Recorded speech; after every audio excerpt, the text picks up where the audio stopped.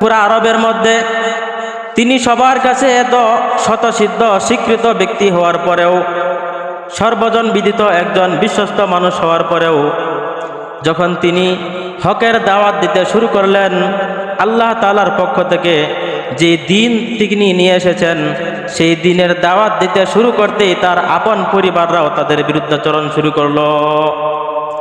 নবীজি এতিম অবস্থায় দুনিয়াতে আসলেও নবীজির জন্মের কারণে ওনার চাচারা এত পরিমাণে আনন্দিত হয়েছিল, তাদের নিজ সন্তানের ভূমিষ্ঠ হওয়ার কারণেও তারা এত আনন্দিত হয় নাই।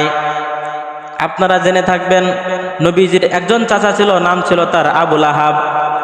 সেই আবুল আহাব নবী মুহাম্মদের জন্মের কারণে সুসংবাদ প্রাপ্ত হয়ে সে এত পরিমাণে আনন্দিত হয়েছিল যে তার দাসী ছিল সুয়াইবা, সেই সুয়াইবাকে সে আজাদ করে দিয়েছিল।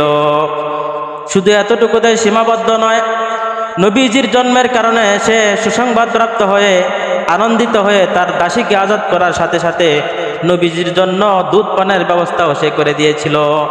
কিন্তু আজকে নবী যখন আল্লাহ তাআলার পক্ষ থেকে এই হকের দাওয়াত দেওয়ার জন্য আদিষ্টিত হলেন, হকের দাওয়াত যখন নবীজি শুরু করলেন, তখন সর্বপ্রথম নিজ পরিবারের পক্ষ থেকে যে বাধা দিয়েছিল এবং শত্রু হিসাবে পরিণত হয়েছিল সে ছিল নবীজির চাচা সেই আবুল আহাব। ইতিহাসের কিতাবাদিতে পাওয়া যায়, আবু তালেব তার আপন ছেলে হযরত আলীকে যে পরিমাণ মহব্বত করতেন, এর চেয়ে আরো বহুগুণে বেশি মহব্বত করতেন ভাতিজা মুহাম্মদকে। নবীজি সম্পর্কে এই দুঃসংবাদ শোনার পরে, এই কথা শোনার পরে, এই হুমকি শোনার পরে আবু তালেব অনেক ভয় পেয়ে গেলেন, ভীত সন্ত্রস্ত হয়ে গেলেন। তিনি আকিল নামক এক ব্যক্তিকে ডেকে বললেন, তুমি মুহাম্মদকে ডেকে নিয়ে আসো, সে কোথায় আছে? আকিল নামক ব্যক্তি নবী মুহাম্মদকে ডেকে নিয়ে আসলো আবু তালেবের সামনে।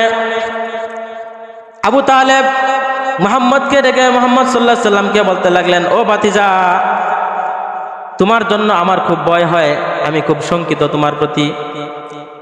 তুমি মানুষদেরকে ইসলামের দিকে দাওয়াত দিয়ে অনেক রাত্রিতে তুমি বাড়িতে ফিরে আসো।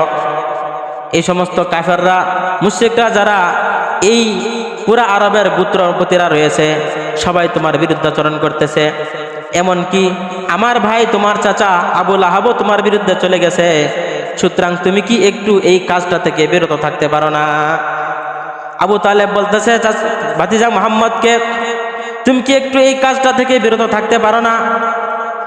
যদি এই কাজটা থেকে বিরত থাকো তাহলে তুমিও বেঁচে যাও, আমিও তো বেঁচে যাই। সুতরাং এমন কোনো কাজ করো না, এমন কোনো কাজ তাদের বিরুদ্ধে করো না যেই কাজ করলে এমন বিপদ আমার উপরে চলে আসবে যেটা বহন করতে আমি পারবো না। এই কথা শোনার সাথে সাথে নবী মুহাম্মদ কেঁদে ফেললেন। নবীজির চোখ দিয়ে পানি ঝরতেছে। তিনি কান্না বিজড়িত কণ্ঠে তিনি বললেন, ইয়া আম্মি, ও আমার চাচা, লাউ বুদিআতিশ শামসু ফি ইয়ামিনি ওয়াল কমারু ফি ইয়াসারি মা তারাকতু হাযাল আমরা। ও আমার চাচা, যদি সূর্যকে আমার ডান হাতে এনে দেন, লাউ বুদিআতিশ শামসু ফি ইয়ামিনি, যদি সূর্যকে আমার ডান হাতে এনে দেন, ওয়াল কমারু ফি ইয়াসারি, আর চন্দ্রকে আমার বাম হাতে এনে দেন, মা তারাকতু হাযাল আমরা, তারপরেও আমি এই ইসলাম প্রচার থেকে বিরত থাকব না। সুবহানাল্লাহ। ওয়াল্লাহু মুতিম্মু নূরিহি ওয়ালাউ কারিহাল কাফিরুন।